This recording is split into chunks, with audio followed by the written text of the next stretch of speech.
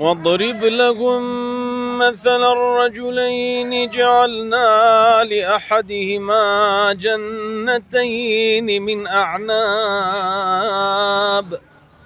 وحففناهما بنخل وجعلنا بينهما زرعا كلتا الجنتين آتت أكلها ولم تظلم منه شيئا وفجرنا خلالهما نهرا وكان له ثمر فقال لصاحبه وهو يحاوره أنا أكثر منك مالا وأعز نفرا ودخل جنته وهو ظالم لنفسه قال ما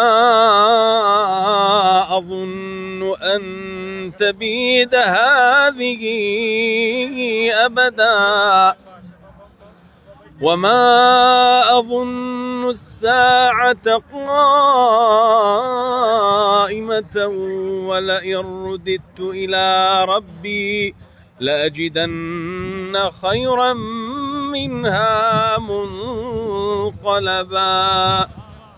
صدق الله العظيم.